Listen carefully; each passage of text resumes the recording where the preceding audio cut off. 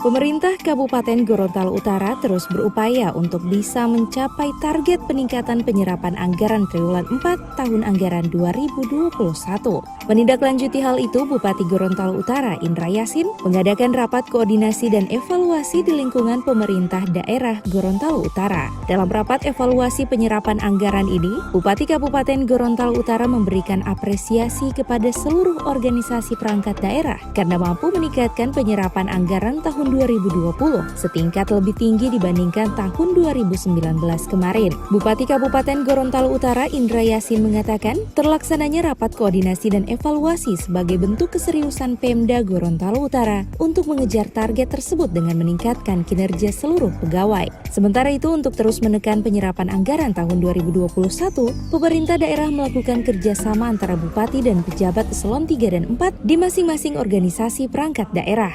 Kemarin kita rapat evaluasi dengan penyerapan anggaran tahun 2020.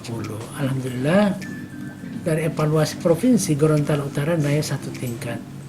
Tapi bagi saya itu sudah menggembirakan, walaupun kita harus berupaya lebih baik lagi di tahun 2021. Oleh sebab itu beberapa koreksi yang perbaikan-perbaikan yang saya lakukan tadi kepada teman-teman pimpinan OPD dan pejabat eselon 3. Yang pertama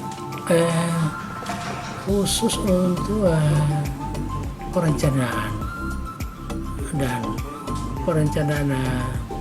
termasuk penginputan.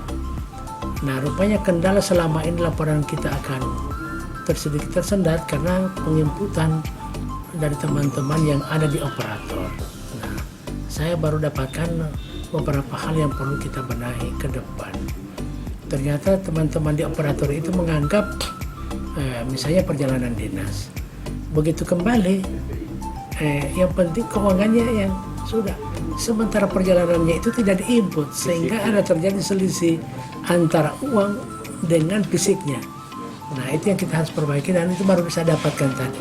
Nah, mudah-mudahan dengan perbaikan itu di tahun 2021 kita bisa naik lagi peringkat khusus untuk penyerapan anggaran di Gorontalo Utara. Kedua, saya melakukan perjanjian kerja dengan eselon 2. Itu penting karena kalau tidak ada perjanjian kerja, saya khawatir mereka untuk mencapai target itu tidak begitu serius. Tapi kalau saya sudah ada target, ada perjanjian kerja, tentu mereka harus patuhi itu. Jadi perjanjian kerja antara bupati dengan eselon 2 dengan eselon 3 dan seterusnya.